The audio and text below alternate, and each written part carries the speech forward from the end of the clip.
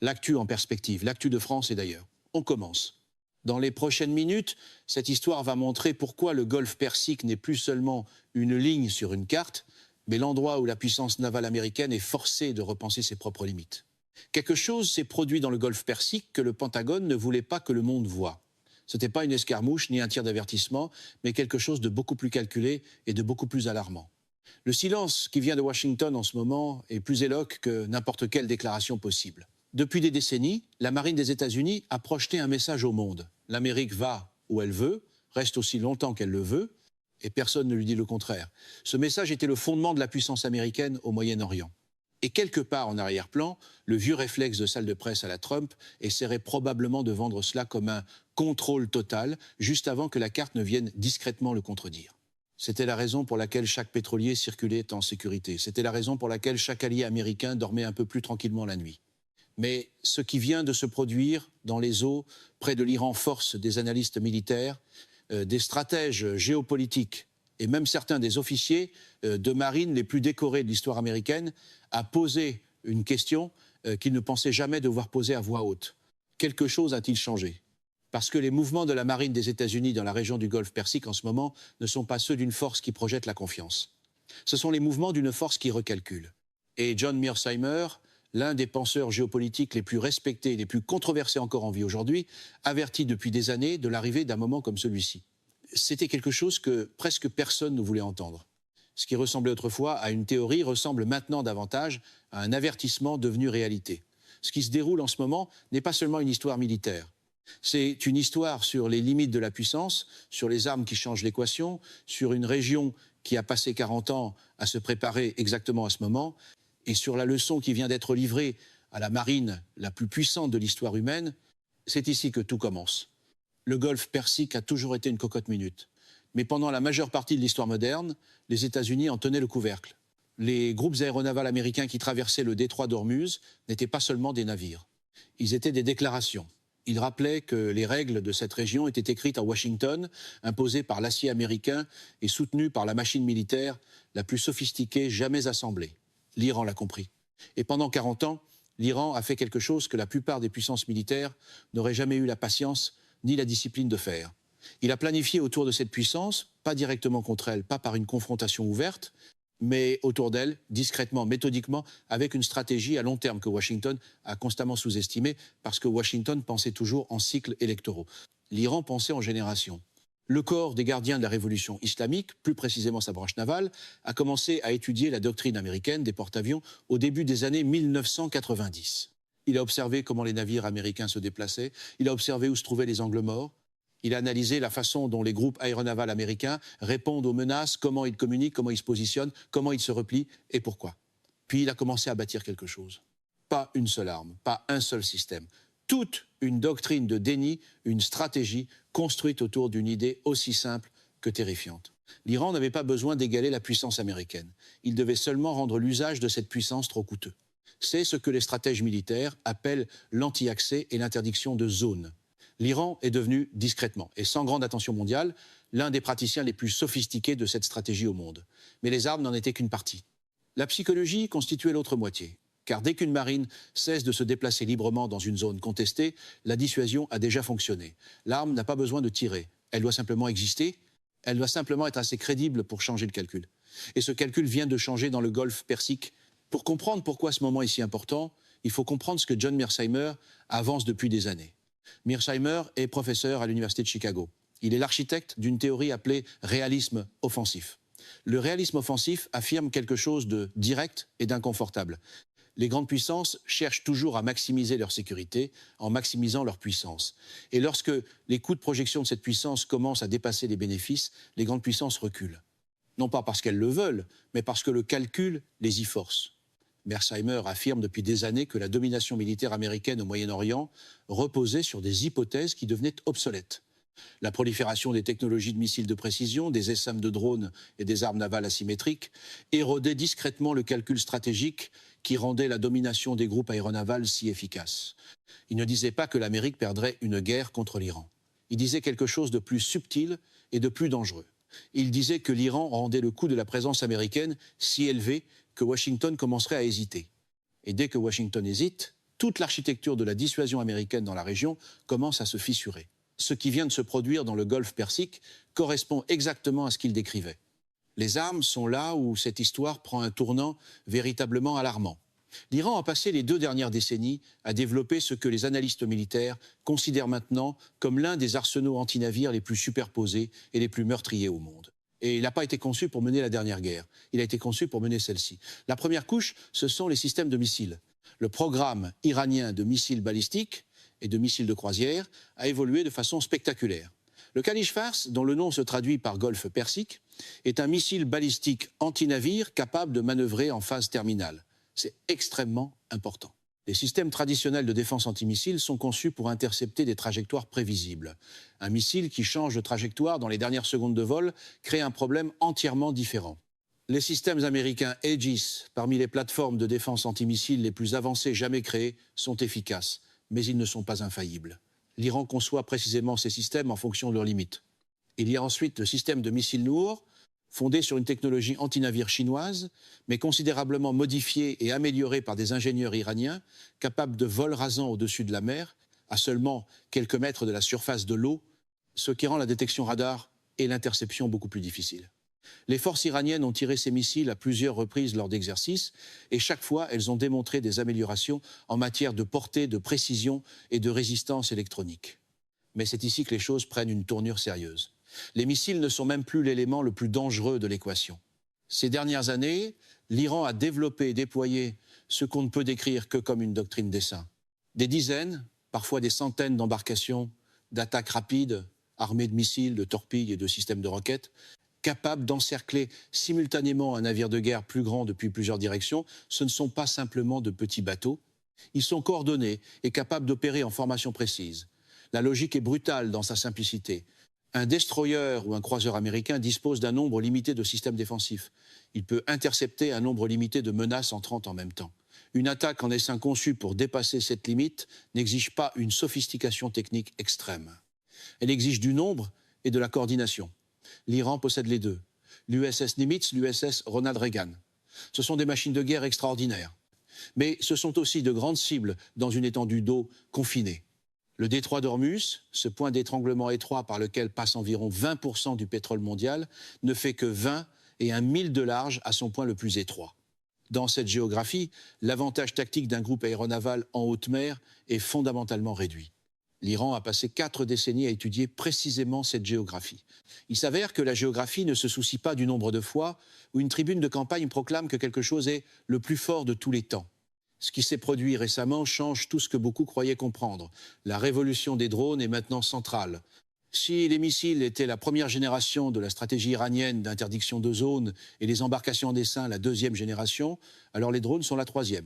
Et cette 3e génération est celle qui réécrit les règles.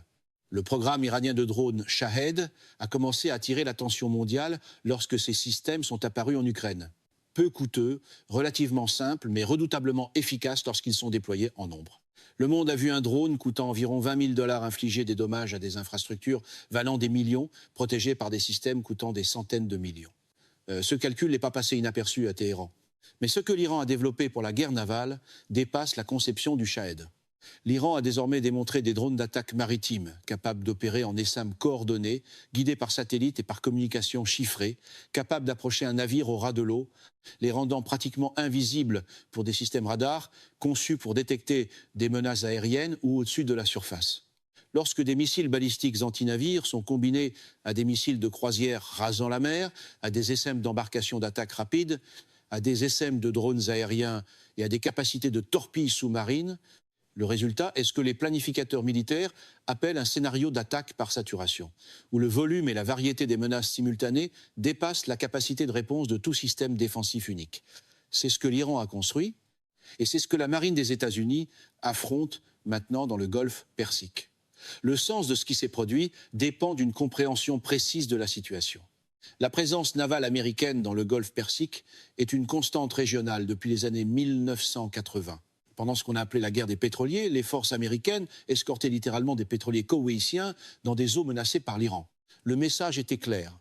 L'agression iranienne se heurterait à la force américaine. Point final. Ce message a tenu pendant des décennies. Des vedettes rapides iraniennes ont parfois harcelé des navires américains. Il y a eu des incidents, des confrontations, des moments de proximité dangereuse. Mais la posture fondamentale est restée en place. Les navires de guerre américains allaient où ils voulaient. Ce qui a changé récemment, c'est la nature même de cette posture. Des évaluations du renseignement confirmées par les mouvements des moyens navals américains indiquent que les forces des États-Unis ont modifié leur schéma opérationnel dans le Golfe. Des groupes aéronavals, qui auraient auparavant circulé librement dans le détroit d'Ormuz, ont été repositionnés. Les planificateurs navals ont modifié les horaires de transit, ajusté les protocoles de communication et réévalué la distance à laquelle les navires américains doivent opérer par rapport aux positions de défense côtière iraniennes. Ce n'est pas une retraite au sens conventionnel, mais c'est quelque chose. Ce quelque chose porte un nom. Cela s'appelle un recalcul de la menace. Et Mearsheimer verrait dans ce recalcul de la menace, lorsqu'il est imposé à une grande puissance par un adversaire plus petit, une forme de victoire stratégique pour cet adversaire, non pas parce qu'il a tiré un coup de feu, mais parce qu'il a modifié le comportement de la force qu'il cherchait à dissuader. Lorsqu'une marine commence à se poser des questions différentes avant de se déplacer, la doctrine qui guidait son mouvement a déjà été remise en cause. Et lorsque cette doctrine est remise en cause dans le Golfe Persique, les conséquences se propagent bien au-delà d'une seule équation militaire. Elles touchent les prix du pétrole, elles touchent les engagements envers les alliés. Elles touchent les calculs faits à Riyad, à Tel Aviv, à Pékin, à Moscou. Chaque capitale du monde qui observait la puissance navale américaine comme garante d'un certain ordre mondial observe maintenant autre chose. Elle voit Washington y penser à deux fois. L'analyse de John Mearsheimer va au cœur de la raison pour laquelle ce moment est plus important qu'un simple incident militaire. Le réalisme offensif de Mearsheimer soutient que le système international n'a pas d'autorité supérieure, pas de force policière au-delà des grandes puissances elles-mêmes, ce qui signifie que chaque État agit ultimement selon ce qu'il perçoit comme son intérêt de survie. Et les États capables de générer une véritable dissuasion, même sans égaler la puissance globale de leur adversaire, peuvent limiter de façon spectaculaire ce que cet adversaire est prêt à faire. L'Iran est un cas d'école parfait. L'Iran n'est pas une grande puissance au sens conventionnel. Son économie a été gravement endommagée par les sanctions. Son armée conventionnelle, bien qu'importante, ne peut pas rivaliser avec les forces conventionnelles américaines, ni même israéliennes, dans un affrontement direct. Son armée de l'air est dépassée. Sa marine de surface est surclassée. Mais l'Iran n'a jamais prévu de se battre sur ces terrains.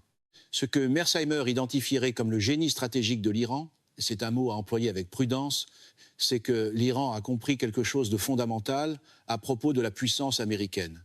La puissance américaine n'est pas illimitée. Elle est encadrée par la volonté politique, par la tolérance nationale aux pertes humaines, par la disposition du Congrès et du public américain à soutenir un conflit prolongé sans condition de victoire claire.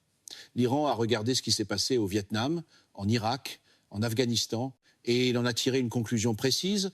L'Amérique n'a pas besoin d'être vaincue militairement. Il faut vaincre la volonté du public américain d'en payer le coût.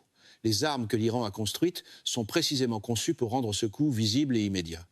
Pas nécessairement pour détruire un porte-avions américain, même si cette capacité est en développement, mais pour créer la menace crédible qu'un porte-avions américain entrant dans des eaux menacées par l'Iran pourrait ne pas revenir. Cette menace, si elle est crédible, suffit à changer le calcul, et c'est ce qui rend l'analyse de Mearsheimer si inconfortable pour les stratèges américains. Elle devient crédible, non pas parce que l'Amérique est faible, mais parce que la technologie s'est démocratisée d'une manière qui mine précisément les avantages des plateformes grandes, coûteuses et visibles comme les groupes aéronavals. Un porte-avions de 15 milliards de dollars est un symbole extraordinaire de puissance. C'est aussi une cible extraordinaire qui, si elle était frappée avec succès, représenterait la plus grande défaite militaire américaine de mémoire récente. Le calcul entourant le risque d'exposer ce symbole a changé, et l'Iran le sait. Mais l'histoire devient véritablement importante parce que ce changement ne se produit pas dans l'isolement. Il se produit dans un contexte plus large qui le rend beaucoup plus dangereux que ne le laisse penser la simple équation militaire. Dans la partie nord du Moyen-Orient, la dynamique de la Syrie a été profondément remaniée. Des alliances qui semblaient stables se sont fracturées. De nouveaux centres de pouvoir ont émergé. La profondeur stratégique de l'Iran à travers la région. Son réseau de groupes alliés, du Liban à l'Irak, en passant par le Yémen, s'est à la fois élargi et heurté à de nouvelles pressions. Au Yémen, les Houthis ont démontré quelque chose qui a stupéfié les marchés mondiaux de l'assurance maritime. Un acteur non étatique opérant avec une technologie fournie par l'Iran a réussi à forcer le redéploiement des routes maritimes mondiales. De grands porte-conteneurs ont cessé de transiter par la mer Rouge. Les frappes navales américaines et britanniques n'ont pas réussi à neutraliser définitivement la menace. Et les attaques des Houthis se sont poursuivies. Cela a démontré quelque chose de puissant au monde. Un groupe sans marine conventionnelle, sans force aérienne conventionnelle, sans économie conventionnelle, a réussi à perturber le transport maritime mondial à un point tel qu'il a forcé les marines les plus puissantes du monde à répondre, sans qu'elles puissent pour autant rétablir pleinement la liberté de navigation. C'était une preuve de concept, et c'était la preuve de concept de l'Iran, parce que la technologie, la doctrine et l'entraînement derrière la menace maritime Houthi ne sont pas apparus de nulle part. Ils sont issus d'une décision délibérée de l'Iran de transférer des capacités navales asymétriques à des forces alliées dans toute la région. Ce qui est maintenant démontré dans le Golfe Persique proprement dit est l'itération suivante de cette preuve de concept. Seulement cette fois, il ne s'agit pas d'un mandataire. Il s'agit de l'Iran lui-même, avec un arsenal plus sophistiqué, dans une géographie qui favorise l'Iran encore plus fortement, face à une force qui vient de voir ce qui s'est produit en mer Rouge et qui fait ses propres calculs. Cela renvoie directement à Donald Trump et à la dimension politique de l'histoire. L'approche de Trump envers l'Iran a toujours reposé sur la pression maximale. Des sanctions économiques si sévères qu'elles forceraient l'Iran à revenir à la table des négociations. Une posture militaire si dominante que l'Iran n'oserait pas escalader. Et la menace implicite, parfois explicite, que la puissance militaire américaine était disponible et prête à être utilisée si l'Iran franchissait certaines lignes. La pression maximale a toujours sonné clairement dans un titre. Le problème, c'est que le Golfe Persique lie les petits caractères. Cette approche a une logique, mais elle contient aussi une hypothèse. L'hypothèse est que l'Iran croit à la menace. Ce que les récents mouvements dans le Golfe Persique suggèrent, c'est que quelque chose a changé dans cette structure de croyance. Non pas que l'Iran ait soudainement décidé de déclencher une guerre, l'Iran n'est pas suicidaire, mais il a conclu qu'il possède désormais une capacité de dissuasion suffisante pour repousser la pression américaine d'une manière qui impose de véritables coups à Washington. C'est un Iran fondamentalement différent de celui qui avait encaissé la pression maximale en 2018 et 2019 sans réponse militaire décisive. C'est la leçon que Mearsheimer pointait du doigt. Non pas que l'Iran attaquera l'Amérique, mais que l'Iran a rendu une attaque contre lui assez coûteuse pour que la liberté d'action de Washington soit réellement contrainte. Et lorsque Trump examine ses options pour traiter le programme nucléaire iranien, pour répondre au soutien iranien à des groupes à travers la région, pour réaffirmer la domination américaine dans le Golfe, il regarde maintenant des options à l'intérieur d'un ensemble contraint. Parce que la marine des États-Unis, pour la première fois depuis des décennies, n'est plus la garante incontestée de cette domination. Ce qui s'est produit ensuite a tout changé. Les renseignements qui ont commencé à sortir des évaluations militaires américaines des capacités iraniennes à la fin de 2024 et en 2025 ont fondamentalement modifié la façon dont le Pentagone modélisait les scénarios, le Golfe. La préoccupation n'était pas une arme précise, c'était la combinaison, la superposition. Un groupe aéronaval américain pourrait recevoir des menaces simultanées provenant de 3 vecteurs, des missiles balistiques lancés depuis le territoire iranien, obligeant les intercepteurs Aegis à réagir immédiatement. Des missiles de croisière rasant la mer, lancés depuis des embarcations d'attaque rapide, obligeant le système d'armes rapproché Phalanx à intervenir.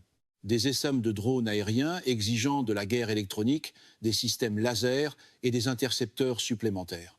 Et sous l'eau, la possibilité de sous-marins équipés de torpilles ou de drones sous-marins se rapprochant de la formation du groupe. Chacune de ces menaces, prises individuellement, est gérable. Ensemble, simultanément, contre une enveloppe défensive limitée, elles créent ce que les planificateurs militaires appellent le problème de saturation. Et le problème de saturation n'a pas de solution simple. On ne peut pas simplement ajouter toujours plus de systèmes défensifs à un porte-avions sans limite.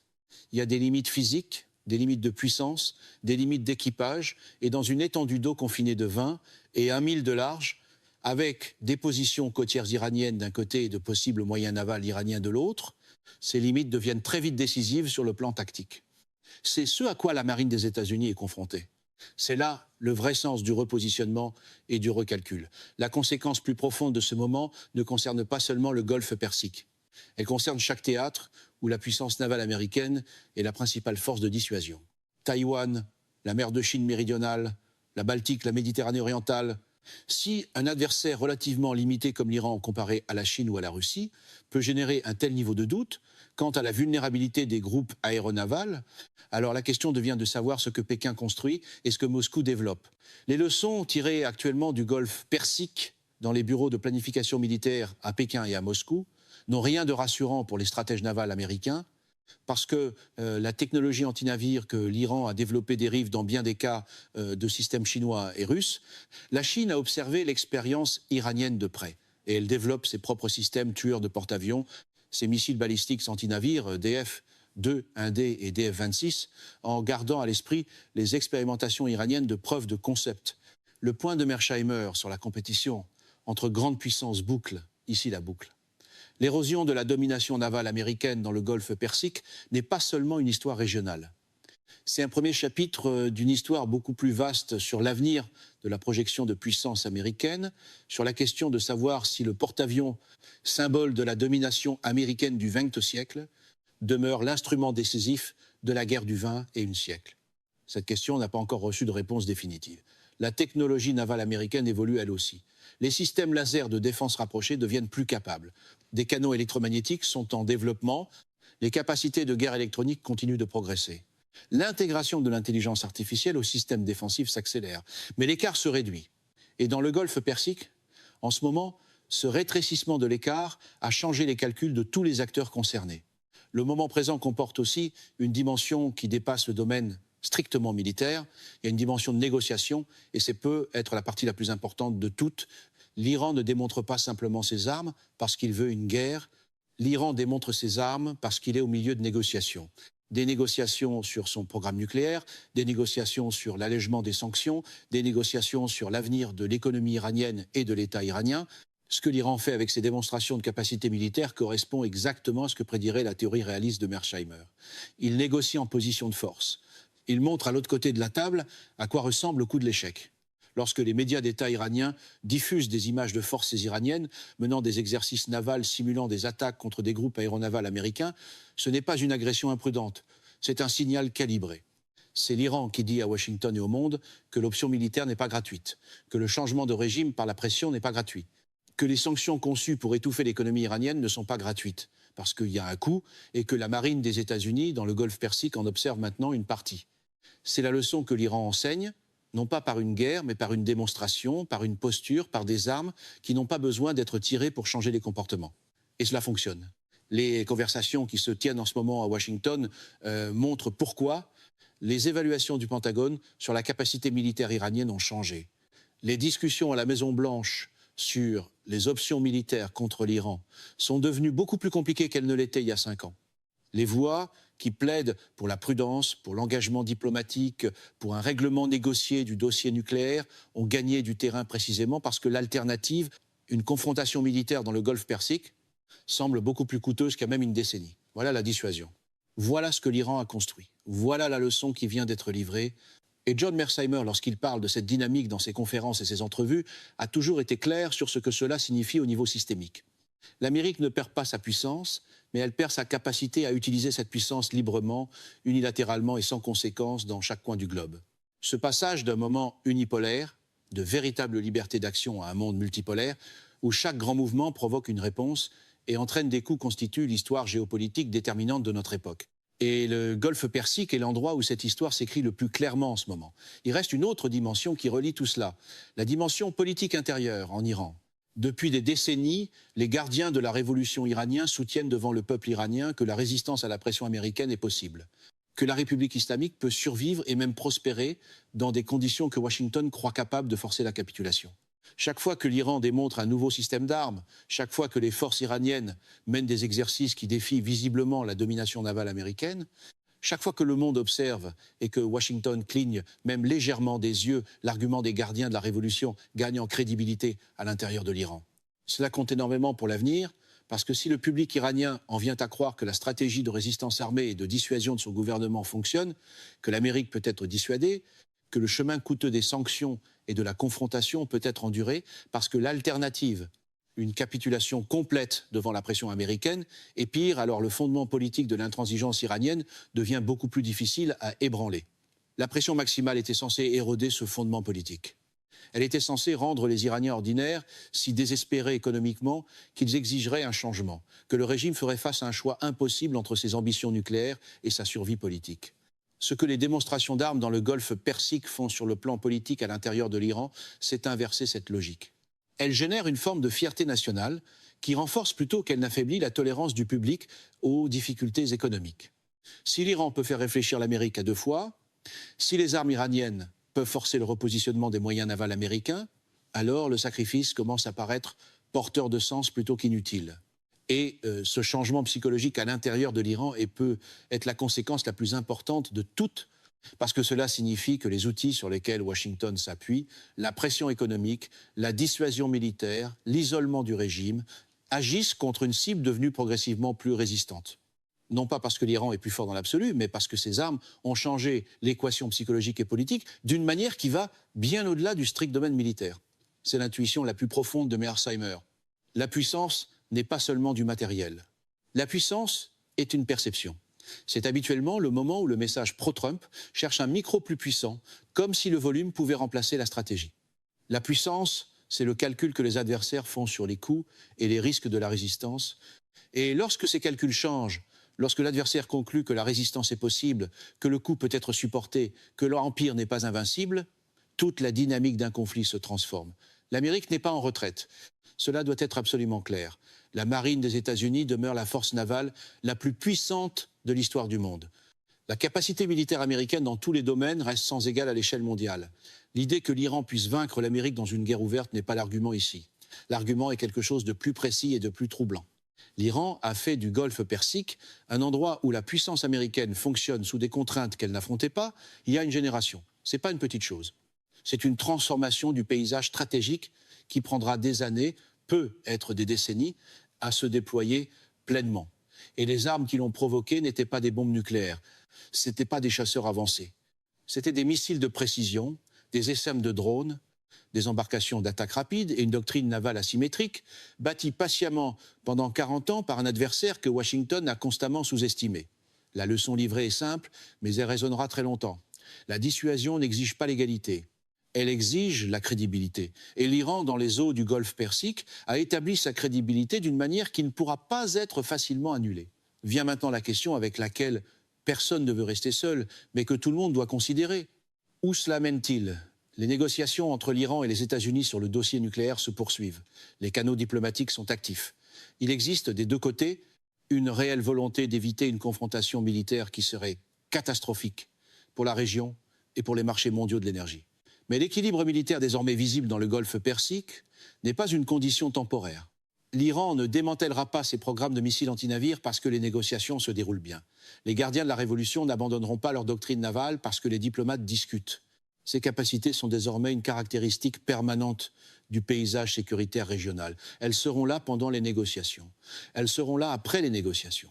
Elles seront là, quel que soit le résultat diplomatique obtenu. Ce qui signifie que la politique américaine dans le golfe Persique doit être recalibrée autour d'une nouvelle réalité.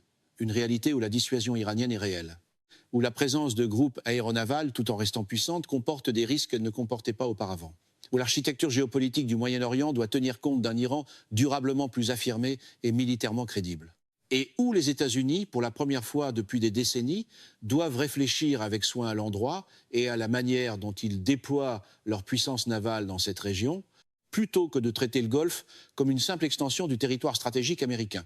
C'est le monde que Mearsheimer décrit. Le monde où la primauté américaine cède la place à quelque chose de plus contesté, de plus compliqué, de plus dangereux. Pas un monde où l'Amérique perd, mais un monde où gagner coûte plus cher, où chaque projection de puissance comporte un risque réel, où les adversaires ont appris la leçon de la dissuasion asymétrique et l'appliquent avec une sophistication croissante. Le Golfe Persique d'aujourd'hui est un avertissement, une démonstration, un message envoyé dans le langage des navires de guerre, des missiles et des drones qui survolent des eaux contestées. Et le message est le suivant. Les règles ont changé. Pas toutes, pas partout, mais ici, dans ces eaux, avec ces armes contre cet adversaire, les vieilles certitudes ne tiennent plus, la marine des États-Unis n'a pas fui. Ce mot est trop simple et trop dramatique pour une réalité beaucoup plus nuancée et beaucoup plus lourde de conséquences. Ce qui s'est produit est plus discret et devrait inquiéter les observateurs bien davantage qu'une confrontation spectaculaire. La plus grande force navale de l'histoire a commencé à se poser des questions différentes avant de se déplacer. Et dès qu'une marine commence à se poser des questions différentes, la doctrine qui guidait son mouvement a déjà été remise en cause. Voilà la leçon. Et cette leçon, livrée sans qu'un seul coup de feu ne soit tiré avec colère, et peut être le développement militaire le plus puissant dans le golfe Persique depuis une génération. L'eau est